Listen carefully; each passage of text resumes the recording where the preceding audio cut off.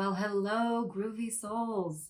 Or maybe I'm going to say a little bit of my welcome witches, welcome healers, welcome light workers, welcome mystics.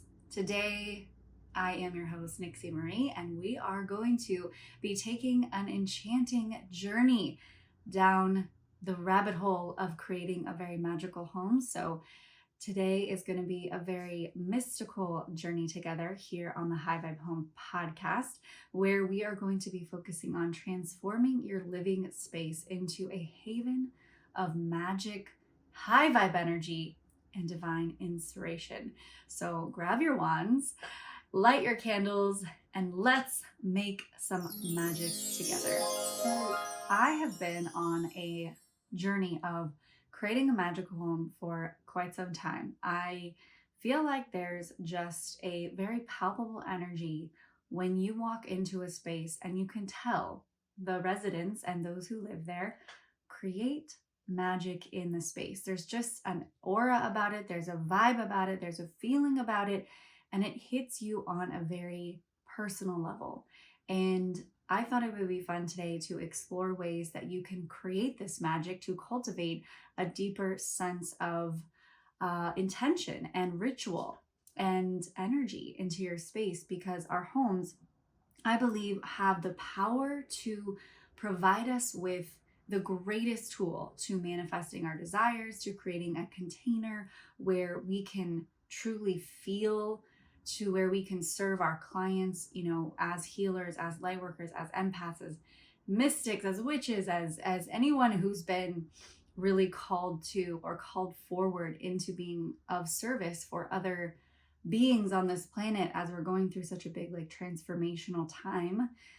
We also have to make sure that we're in check, that our home is going to set us up for success and also is a safe haven for us to shake off all the cobwebs and to really be in our own power. So there's a few ways that we can actually go about doing this. Obviously, Feng Shui is definitely one of them. We talk about this a lot on the podcast, but there's also a very deeply intuitive process when it comes to creating a space that has a good flow of energy.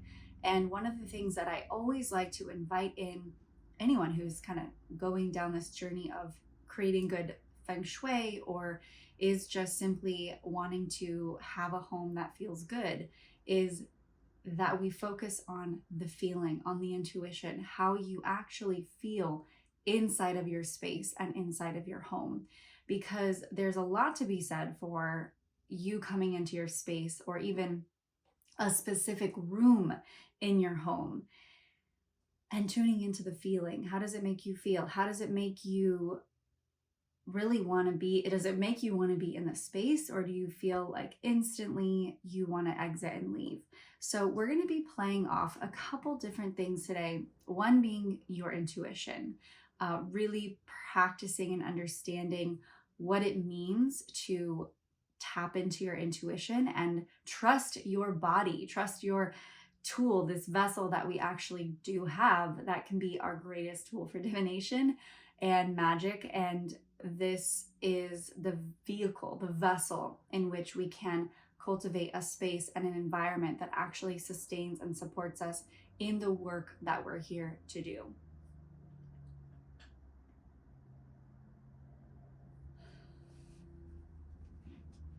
And I really believe that creating a magical or mystical or enchanting home is a very deeply personal and intuitive process. It's about infusing your living space, the environment in which you live, with intention, with energy, with symbols, and something that resonates to you with your own unique path and purpose. So essentially, this is going to be a very personal process. What one person could define as magical, another person could say that that's mundane. While there are some suggestions I'm going to offer you inside of today's episode, I do want you to take them with a grain of salt. I want you to actually become the magician, become the wizard, the witch, the alchemy of your own space, and really ask yourself what it is that creates a magical home to you, because we all have our own way of expressing our magic, of deeply tapping into that intuition that makes us feel a certain way. Whereas, as an example, could be one person thinks that purple invites magic and mysticism, and another could say that yellow really sparks that light of being inspired and really firing that creativity. So find your own unique way of expressing the magic, but this is a tool for you to get inspired today. So whether you're a witch, a healer, a light worker, an empath, a mystic, a wizard, your home can become a sacred space that nourishes your spirit, your magical practices, and also enhances you as an individual. So let's dive into some of the ways that I believe you can start to make your home a mystical sanctuary. The first and foremost thing that I would absolutely recommend before embarking on any magical endeavor is how crucial the first and most important thing that I would suggest before embarking on any magical endeavor, whether it's spell casting, whether it's inviting a ritual into your home, it's really crucial to clear and cleanse the energy of your space. This even goes to be said for if you just moved into a home, or if you are shifting up the energy around, you're moving furniture around, or maybe you're even moving out of a space. We really want to pay attention to the energetics, the environment in which could have stagnant energy, negative energy, lurking of spirits, or anything that is in the space that we don't actually want when it comes to bringing in magic or light or anything that has to do with this higher vibrational energy. So there's many ways that you can create a clearing, cleansing practice or sacred container. I personally really like to invite this into my day on a daily basis. I practice in my morning ritual sweeping with a beautiful witchy broom and lighting an incense and really just sending out all the old energy from the day prior and inviting new energy in. It's a time where I really work with my home no matter where I am, whether even if I'm traveling, I actually have a very similar ritual within my space. But it's something that I do every morning to really connect with the energies that are present within and around me. It's an invitation for me to be grounded in the physical, to pay attention to the space around me, my home, the place in which allows me to thrive and do the work that I do. So by doing this process of sweeping and letting go of that old energy and lighting an incense to bring in the new, this is just a simple way that I kind of keep up with the magic in my home. It's not something that I spend hours doing. It's not that it needs to be perfect by any means, that sweeping element.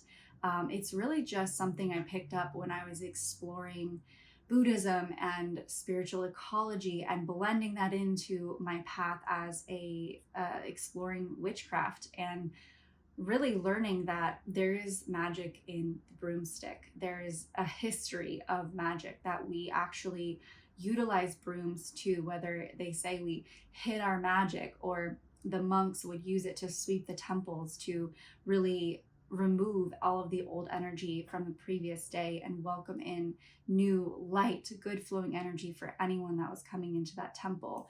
Sweeping and cleaning of a space is actually, when you look at it from history, is said to be a very spiritual and sacred process.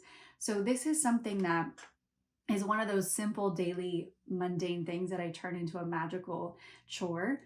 But on a deeper note, creating a container, whether you are going to invite a ritual in or create a magical home, I would actually start by doing a big clearing and cleansing or space clearing, because this is actually going to remove all the residual energy in the walls, in the corners, underneath, your bed, all the areas where energy likes to hide or stagnant chi will begin to build up.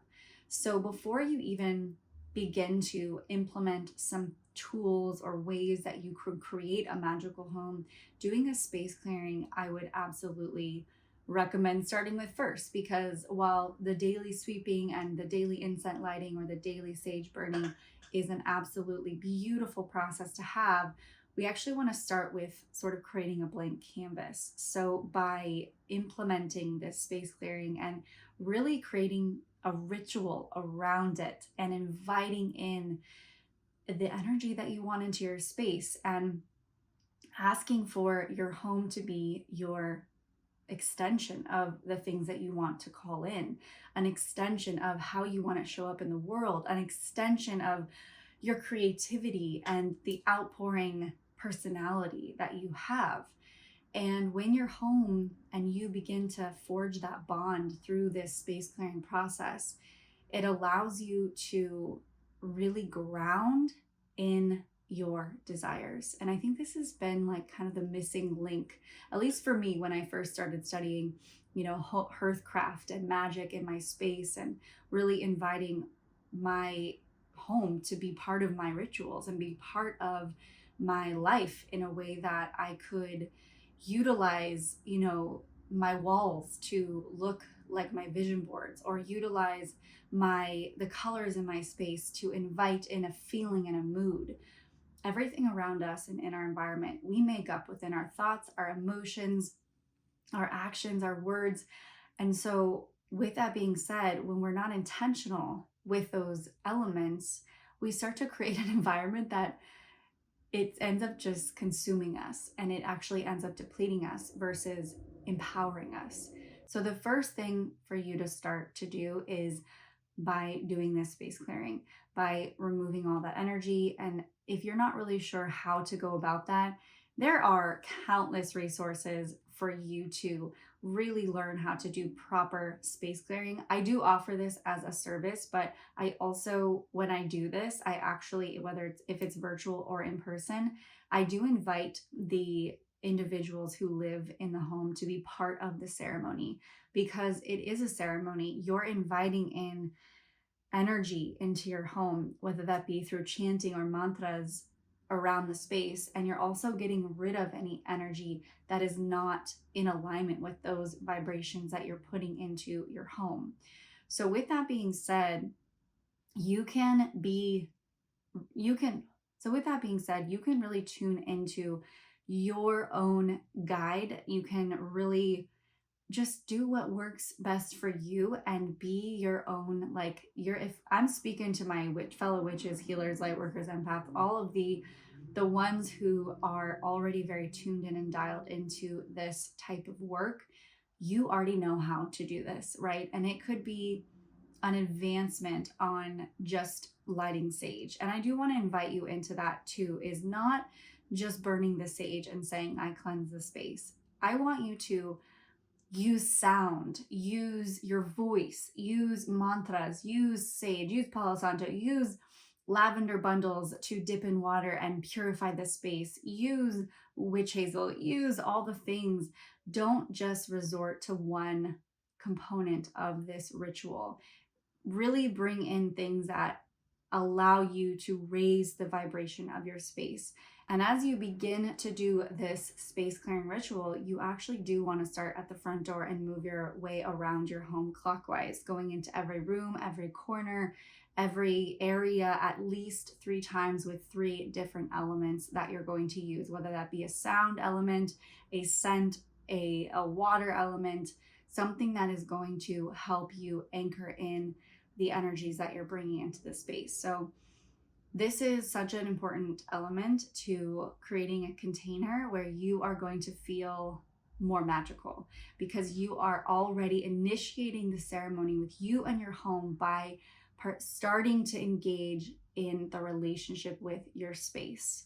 So absolutely starting with doing a space clearing is going to be the #1 tool that you can use to creating this magical space. Another element that I don't believe, at least when I work with my clients or even I'm teaching a class, one of the things that I ask the most is, what is your intention with you and your home? What do you want this space to provide for you and your life? When we go into just moving into a space or living in a space for years upon years upon years, and we don't actually come back to set clear intentions for what it is that we want our home to provide us with, we're missing a huge opportunity to create magic in our home and in our lives. Because when we take a moment to connect with our inner self and ask questions like, What kind of energy do you want to live in? What specific magical practices do you want to emphasize in your home? Or how do you want to feel when you come home from a busy day? Having these clearly written out and clearly defined as the intentions, and having them, maybe placed around a special spot in your home, like an altar or a manifestation box, something that's going to serve you as a reminder that your desires and your intentions are permeated around your home.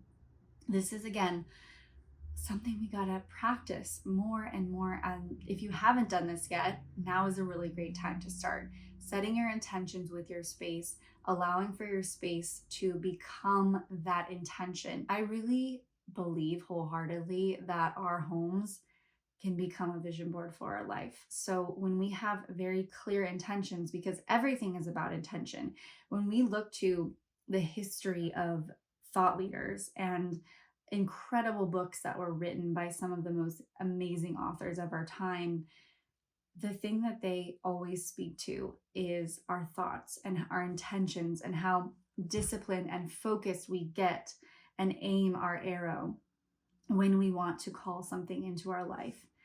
So it's no different with our home. When we set intentions and are clear with those intentions, as an example, maybe your home is a space for you to really feel at peace and at one with yourself when you're home, because maybe you work outside of your space and you just want to simply come home and feel peaceful. Then let your home, let the design of your home, let the decor of your home, let the way that you create your magic in your space all surface around that peaceful intention, so that it's no longer a question of, does this fit here, or is this the right way for this to sit and reside in my living room? While yes, there's an art to placement, absolutely, when it comes to feng shui, the bigger thing about that is it aligned to my intention? Is it coming from a space where I desire to be at peace? So think about those things and let this intention just serve as a reminder on what you're focusing your energy on. Well, I can't go recording a podcast about magical homes without talking about having an altar space. Altars are something that, I really invited into my life. I want to say, in 2012, when I started really creating a devotional practice to just honoring myself and getting in a meditation and journaling and just having a little space. At the time, I lived in a house in the Hollywood Hills, and I had a tiny room. It was a beautiful big house, but I had a room. And when you're sharing rooms with a bunch of other roommates, you don't have a ton of space to create different, altars or office space. Like everything kind of just coexists into one bedroom. And so I remember I had a tiny little corner that had some books that I was reading that was like, I was in the fashion world. So I'm making this big transition and leap into self-discovery and personal growth and magic and mysticism and all these things that, really got me going. Like, I love being surrounded by books that are on Egyptian prosperity magic and witchcraft and spirit hacking and all these things that really invite me into myself. And at that time, that little altar space with that book and those books and some crystals was just simply enough. It was enough for me to feel like I could do the work.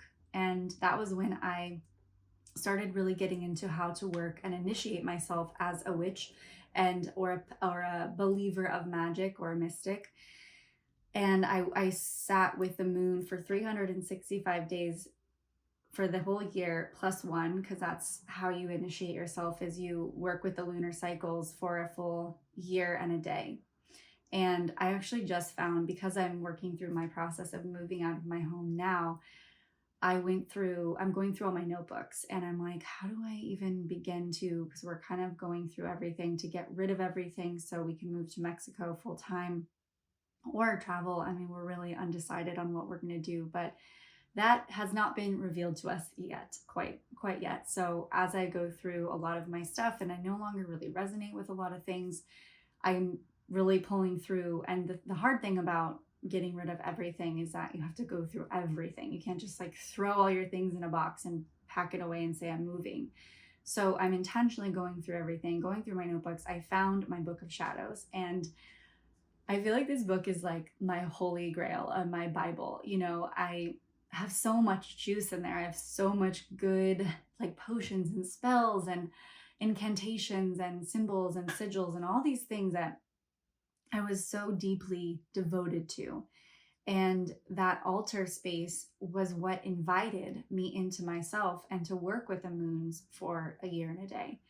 And I just remember those moments and those times, and it's like so nostalgic and so beautiful, because I really felt this deep connection to the goddess in a way that I never had. And I realized at that time that I am a vehicle, I'm a vessel for the goddess, the earth, for this feminine grace, from this feminine energy that wants to move through me. And I'm here to be in service. Show me which way I can do that in the best and be in service in the highest form of the goddess. And so having an altar, you never know what could unfold. You never know what it can bring into your life. And it can be an altar filled with earthy elements that you find on your hike. It can be an altar that's filled with, you know, symbols of Isis, and you're really working with the Egyptian magic. The reason why I'm speaking about that right now is because I'm actually doing that right now. I'm really working with this Egyptian energies and calling them in, and I've been really attracted to Egypt for quite some time. Hopefully that'll be on my travel list in the next couple years. And so I feel very connected to some of those ancient ways, you know. And when we have an altar and when we have an opportunity to just sit down and be at our knees and be with ourselves and be in this energy, this vortex that we create with our own energy, we really tap into an unlimited potential, because we may not know at the time the magic and the work that we are cultivating when we have this space and this sacred container, but we just show up. And that's the point, is having an altar is an opportunity for you to show up at the seat of your own power, at the seat of some god, deity, goddess, whomever you may worship, to ask for support. I do really believe in the power of prayer, and I do really believe in the power of worship and devotion, because I've experienced the otherworldly, unexplained magic that comes from when we sit down with that energy, that vibration.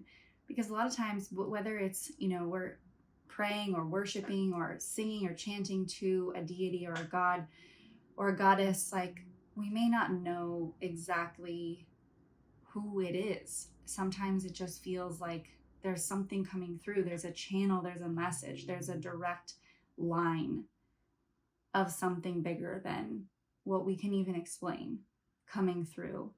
And sometimes it comes through in creativity, sometimes it comes through in our writing and our journaling, but sometimes it just comes through in being still, you know, and really tuning in. And I think having an altar space is pivotal. And if you have one, great. How many times a day are you really sitting at it? You know, this is a good opportunity for you to check in with yourself. Are you creating time in your day to just sit at your altar, light a candle, be in ritual with yourself, be in magic with you? And if not, this podcast shall be your greatest reminder to sit back at that altar, to pray, to be with yourself, to write in your journal, to cast the magic that you desire, and see how powerful you are. Because that is what I often come to the reminder is, hot damn, I am a force of nature. And we all are. It's just that we forget to create containers to invite that power in.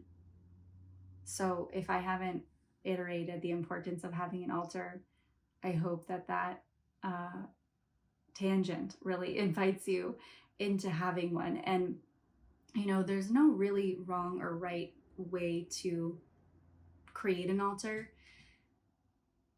But I will say, in terms of feng shui and looking to the Bagua map, which if you haven't yet downloaded my Bagua map guide, you can get that for free down in the show notes below, and or if you're watching this on YouTube, you can get it in the description below. Now, the Bagua is made up of 8 important areas of our life around the center, and there are better, I would say, locations to place an altar than others, depending on what it is your altar is for.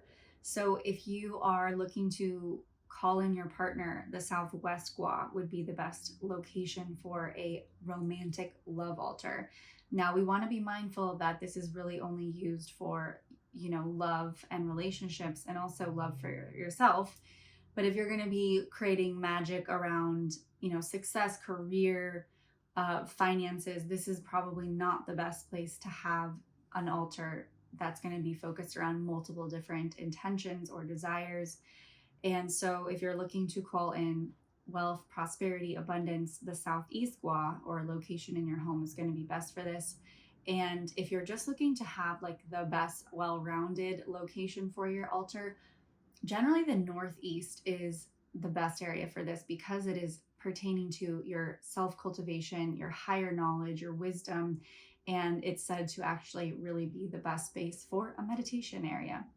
And where Heaven's Gate actually is, where there's this line between the spirit world and our physical world. So that's said to be in the Northeast Gua. So that's personally, that's the best place to put an altar. When I'm at my home in Topanga, I have like an extension weird room in my office area, and that's actually where I've had my meditation area. Right now it's covered in a bunch of boxes because we're moving, but ultimately that's where I've kept my sort of going inward journey, and it served a really beautiful purpose to have that time, to just a space that's just devoted for sanctuary and bringing in the sacred. You know, it is really palpable when you can have a space just devoted to that. Okay, I can't go without talking about the elements when it comes to creating a magical home. We do want to think about feng shui in terms of earth, fire, metal, water, and wood, and how we're harmonizing the 5 element system within our spaces. Because the reason why we do this is to create harmony, create balance, create a flow, a natural synchronicity between the natural world and our home. And we don't live outside in nature. And while that actually could be amazing to be in those elements, there's also things that we have to protect ourselves with. That's why we started building protection around us when we, lived in teepees or lived in huts. We generally need to have some level of protection against the elements. So there is destructive cycles of elements and there is productive cycles, and that's really how we work with harmonizing different elements in the feng shui system. So if you're going to really cultivate a magical home, we want to have a well balance of harmonizing these elements. Now, this can get a bit complicated because there are generic ways to incorporate the elements, and then there's also very specific ways if you do want like feng shui one-on-one consulting with your space particularly. This is where you would need to do a feng shui flying stars report, which some of you who are my clients that listen, it's a whole process, it's a number system, and this is what I've been trained to do. So if you're looking to get more specific on how you can harmonize the elements without just incorporating, a good balance of earth, fire, metal, water, and wood in your home, you know where to find me. But the more intention behind this is that we want to have nature in our space. So by enhancing each of these elements, by bringing, for example, if we're enhancing earth, we can bring in crystals, natural elements like shells, rocks, marble, stone, granite, ceramics. Ceramics are probably my favorite remedy when it comes to bringing in the earth element. And we want to have that in a generalized, like, good flow in every generally room of the house, right? So now some areas like a bathroom may need more earthy elements than others because the bathroom already has a lot of water elements. So what you want to do when you're walking into your space is notice what elements are already there and how you can balance them with different elements. So that is my very basic explanation of balancing the elements. There is a very in-depth and so much more to it than just that, but as intuitives and so those who are listening to the podcast, or maybe you're just kind of getting started on your intuitive journey, this is a great place to an arena to just kind of test your home. You know, how does your home feel when you add plants to it? How does your home feel when you add a water fountain to it? And I think that those are all, like, starting with just bringing in those elements into your space is a really great place to start with feng shui, even if you're not quote unquote doing it right, because it just starts to get you connected to the elements as a whole. One of the things that I see lacking the most in a space is water element and the metal element, because the metal element is just not really something we generally design with per se. We have a lot of metal in the kitchen already, but metal is a neutralizing element that helps neutralize some of the tough energy in a space. So it's actually one of the elements that's needed more than others. So if you go around your home and you notice there's not a lot of metal, then that's something that I would want to invite you into putting into your space. And the reason why I really believe that working with these elements helps to create a more, mystical and magical home is because there is so much magic in nature.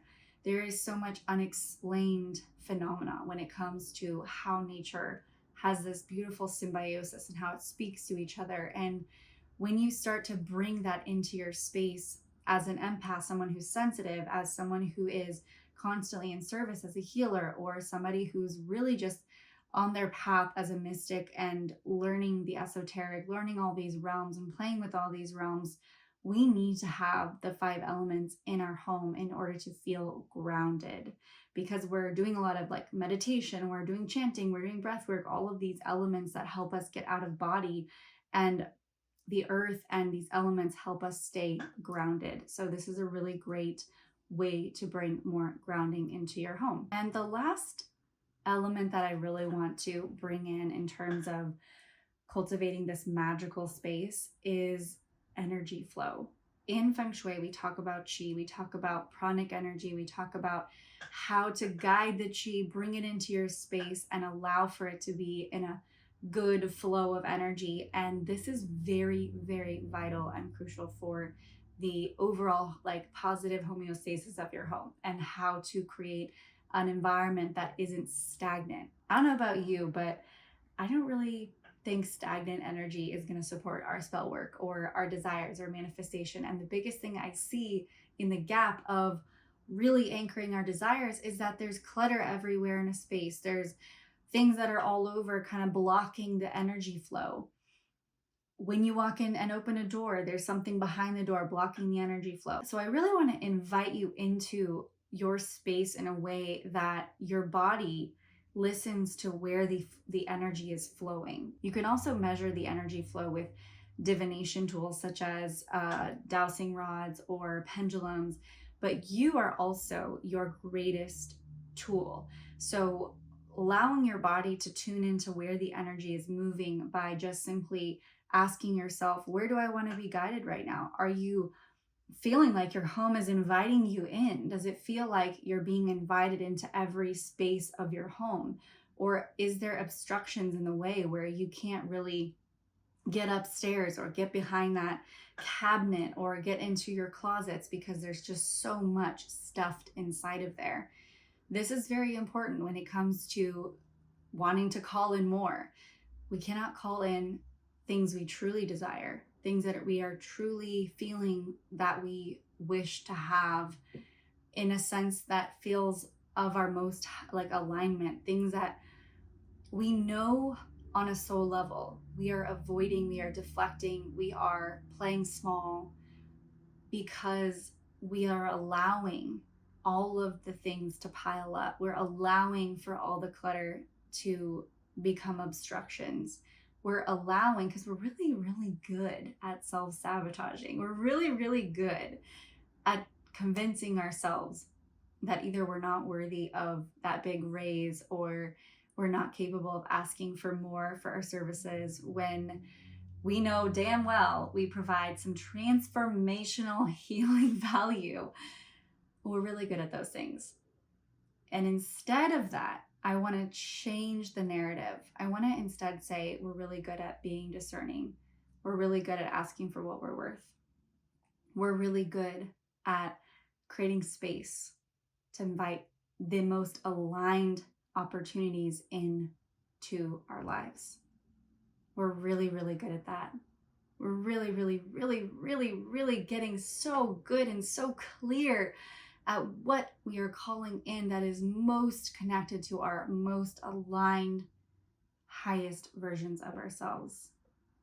We're really, really good at it. And that's the narrative that we get to shift, because once we start changing the narrative in our minds, in our hearts, in our vibration, everything around us starts to change. And I'm going through it right now. I will say, as I've worked on my vibration, and I don't live in this, home 100% of the time, the more I work on my vibration while I'm out traveling and seeing the world, and the more times I come back home, and this is one of the big reasons why we've decided to make this big move, is because I no longer resonate vibrationally to the space that we've called home for so long. I'm ready for the next big thing. I'm ready to call that in. And that's what starts to happen. All the things that aren't in alignment with us, all the things that aren't on the same vibrational plane that we're vibrating on, start to slowly fall away. And we got to learn to let them go with grace. And I'm telling that to myself right now, because it's not an easy process. But what's on the other side of that process is how we create our magic. It's how we become the alchemizers of our lives. It's how we play with the energy flow. Because everything about what we're speaking to is mastering our thoughts, our energy, our words, and our intentions. When we learn to master those elements and we learn to play with the universe and shift energy, because that's what spellcasting is. It's spelling with our words. It's utilizing the energy around us and guiding it to where we want to go. This is why I love Qigong, and I've gotten so into it. It's like playing with energy. We're playing with energy here. So when we're playing with energy and we're calling it in, and it's in our environment, take ownership of that. Realize how much power you have when you create that in your life. And the biggest thing that I want you to take away from this podcast episode today is remembering that your home is just a reflection. It's your mirror. It's your partner of your inner magic. And by infusing your external environment with your intentions, with energy, with symbols, with artwork, with creativity and inspiration that remind you of who you are and what you're calling in and what you are worth and what you desire and your most magical life, you can truly cultivate a space that supports and enhances your spiritual path and all of your desires. So that brings us to the end of today's episode. I hope you had fun playing with your wands today with me and found these insights valuable and inspiring. And remember to trust your intuition as you create this magical space. Remember for it to become a haven of enchantment and empowerment. Thank you so much for joining me today on the High Vibe Home podcast. And until next time, blessed be and let that chi flow.